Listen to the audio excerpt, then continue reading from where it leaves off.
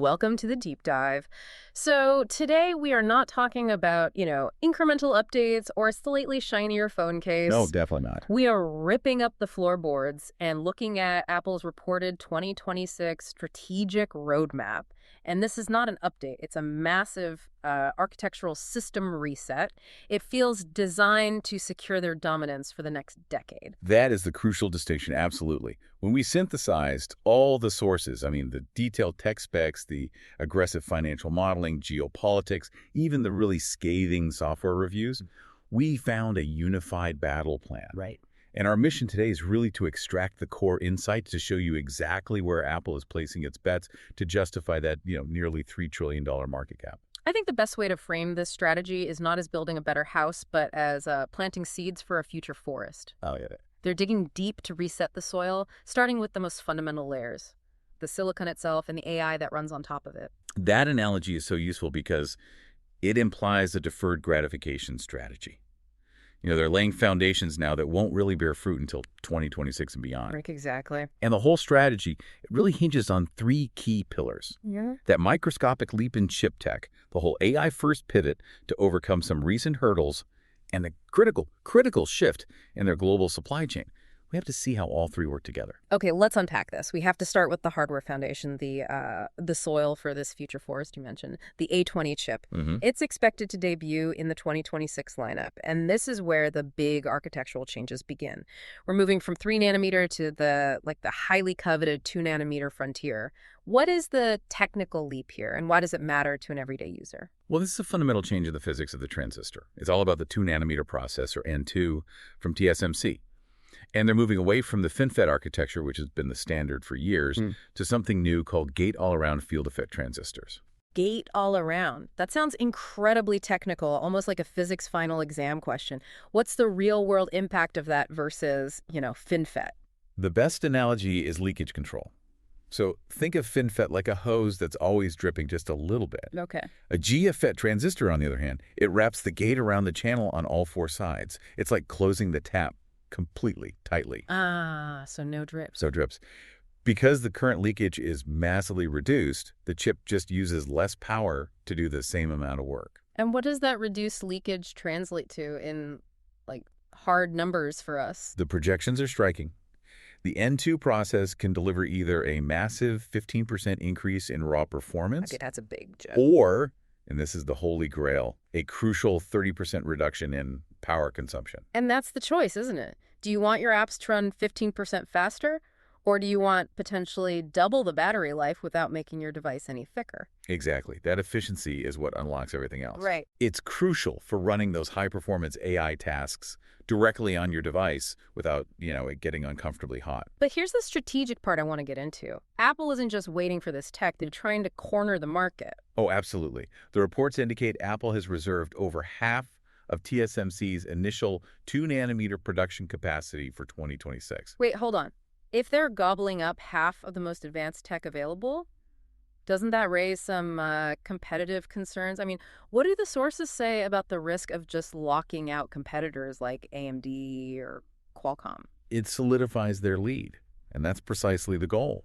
While regulators might, scrutinize the relationship down the line, the immediate effect is a massive competitive advantage. So everyone else gets the leftovers. Pretty much. They're forced to use older, less efficient nodes or rely on other foundries that are struggling to match TSMC. For Apple, this is a calculated, aggressive move to maintain what they call architectural sovereignty, control over their own destiny. And we see this decision rippling across the Mac line too, right? It's about efficiency at the high end and the low end. Absolutely. The focus is strategic. The M5 Ultra chip is reportedly in development for the Mac Studio. Yes. They're skipping the M4 Ultra entirely to ensure the highest possible performance efficiency for their pros. And at the lower end. Well, perhaps the bigger architectural test is at the lower end. They're planning to introduce a new, affordable 12-inch MacBook in early 2026 that runs on an A18 Pro chip. A modified phone chip to run a laptop. That is testing the absolute limits of thermal management. It is. It shows they're confident that the A series, especially with those 2 nanometer efficiency gains, can sustain laptop performance in a passively cooled, super thin chassis. It's a high-stakes test. And you have to remember, those new chips are only the soil for the real strategic goal here, which is a full deployment of Apple Intelligence with iOS 27 in late 2026. Right. This is the rain the forest needs. Exactly. This is their official transition from, cautious observer to full-on executor in the generative AI world. And they're leveraging that silicon advantage for security. They're playing a systems-level game, and it's all centered on privacy. It's a hybrid approach. It uses a compact, super-efficient on-device LLM, about 3 billion parameters, for your instant, everyday tasks. But when you have a complex query, Then it phones home. it shifts the heavy lifting to a larger server-based model, a mixture of experts model. And this is where their private cloud compute, or PCC, thing comes in. That's the key to maintaining user trust. Precisely. PCC ensures that those complex queries are processed securely on remote servers with specialized hardware. But the data is encrypted. Apple itself cannot access it. So they get the power of the cloud without the privacy nightmare. It's an architectural solution to the privacy dilemma. So what kind of integrations are we actually talking about here? What does this hybrid AI do? We're seeing intelligence embedded right across the core services. The first is something called visual intelligence. The ability for your device to literally understand what is on your screen in real time, whether it's a receipt or a calendar invite, Right. and then proactively suggest actions. So the Wallet app, for example, could see an email and just, pull the tracking details out? Exactly. It'll pull those details and push them right to your lock screen. And crucially, we're also seeing reports of them diversifying, integrating Google's Gemini AI to help with more complex Siri queries. They recognize no single model is best at everything. Okay, here's the necessary dose of reality, and this is where it gets really, really interesting for me. Mm-hmm. All this talk of revolutionary advanced AI, it clashes sharply with reports of significant nagging software quality issues throughout early 2025. It feels like a massive paradox. It absolutely is the core tension for the company. We have detailed reports of persistent, identical performance issues on cutting-edge hardware. The iPad Air M2, right? Specifically, the iPad Air 11-inch M2 running iPad OS 18.1 and 18.3.1. Users were seeing significant lag, overheating, reaching serious thermal states. Just from using basic apps. Basic first-party apps like Notes in Freeform with the new Apple Pencil Pro.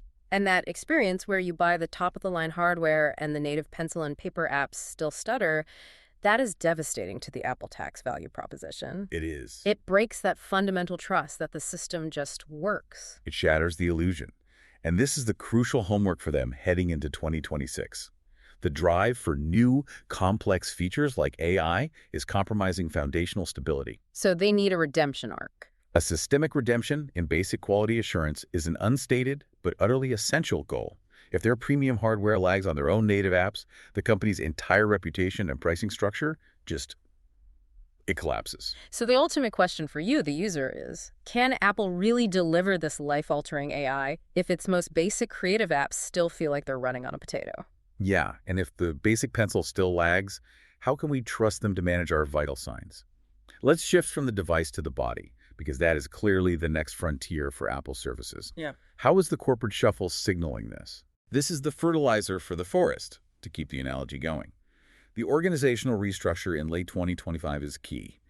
The health and fitness teams have reportedly been moved directly under Eddie Q, the head of services. Which is a huge strategic signal. It's a clear signal.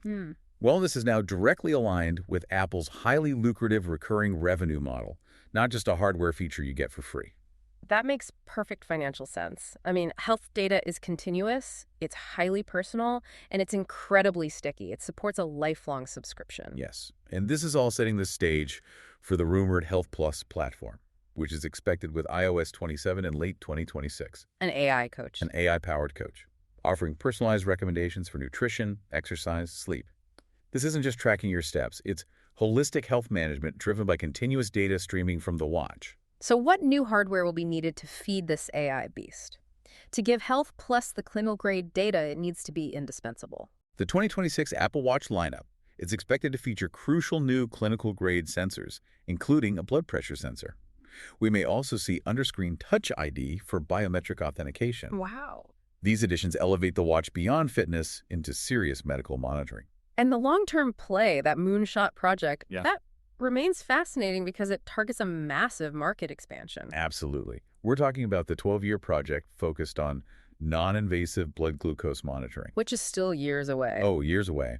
The current prototype is still the size of an iPhone and strapped to your bicep. but the ultimate goal is seamless integration into the watch. If they succeed, the Apple Watch instantly becomes an indispensable, potentially regulatory-approved medical device for hundreds of millions of people worldwide. That is a game changer. Now, shifting gears a bit to spatial computing, the first generation Vision Pro was, technically superb hardware. We rated it 5 out of 5. Yeah, the hardware was amazing. But it was hampered by that niche, $3,500 price point. And critically, developer reluctance because there just weren't enough users. Sales are still well under 1 million units. The hardware was right, but the ecosystem just stalled.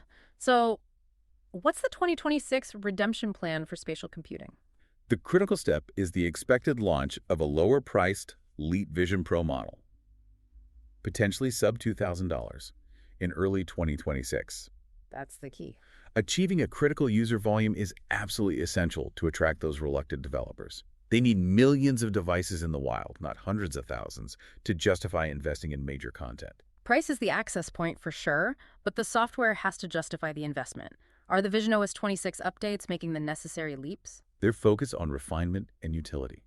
visionOS 26 is all about reducing friction. For instance, spatial browsing is a huge refinement. What's that? The browser hides distractions and actually displays spatial scenes relevant to your content as you scroll. And Look to Scroll allows navigation entirely with your eye movement. No hands. No hands. And for enterprise, they're enabling features like team device sharing and crucial new APIs that extend Apple Intelligence support to more languages. So the platform is maturing, the lower price point opens the door. The future is weirdly awesome, but they have to prove it works for everyone, not just, nerds with expendable income. Exactly. So this entire high-tech, high-margin strategy, it all hinges on operational resilience. That's the fence protecting the forest. The final piece of homework for 2026 is managing the global chessboard. What is Apple's massive operational pivot here? It's a foundational geopolitical move. Apple is executing a plan to source the majority of U.S.-bound iPhones from India by 2026. Wow. This is the core of the China Plus One strategy, which enterprises rank as their top external concern. It's a direct response to geopolitical risks and trade uncertainties. And it's all about protecting those massive gross margins. Let's dig into the financial impact. Reports are forecasting high gross margins of 47 to 48% in Q1 of fiscal year 2026, but that number already accounts for a projected $1.4 billion tariff impact. Explain that. That $1.4 billion isn't just a cost. It's a drag on profitability that grows every year if geopolitical tensions rise. Right. By shifting the assembly base for the lucrative U.S. market to India, Apple structurally hedges against future tariff increases or disruptions in China. They're essentially buying long-term supply continuity and margin security. It's a multi-year investment in resilience. That's right. It ensures their business stays resilient regardless of trade wars. But the nuance here is essential. This is primarily about assembly, isn't it? Does this truly break their dependence on China? No, not entirely. While final electronics assembly is shifting to India and Southeast Asia, China remains absolutely dominant in high-end, high-value component manufacturing. Like what? Things like precision machining, metalworking. So they've diversified assembly, but the core high-tech component base and key supply networks are still centralized in China. The operational risk is mitigated, but the component risk remains. So after this massive architectural reset across silicon, AI, health, the supply chain, what does this all mean for you, the listener, navigating the Apple ecosystem right now? I think 2026 is less about buying the next best gadget and more about realizing your entire ecosystem is being synchronized architecturally. They deliberately waited to launch the full Apple Intelligence until that 2-nanometer JFET chip was ready. All right. That ensured high efficiency, high performance, and most importantly, privacy through private cloud compute. Every single device you own, from your watch to your Vision Pro, is being designed to be deeply integrated and privately intelligent. And that commitment to privacy is what allows them to push their most ambitious and potentially most lucrative subscription ideas forward. Exactly. The convergence of clinical-grade sensors like potential blood pressure monitoring with an AI-driven subscription health service like Health Plus positions Apple to monetize your personal health data in the most defensible way possible. They're changing the game. They are transforming your operating system from a tool you use to manage tasks into a utility you use to manage your life and your body. Which raises a really important final question. Are you ready for your operating system to become your lifelong AI-powered health coach? Because that future, built on invisible, efficient silicon, is rapidly approaching.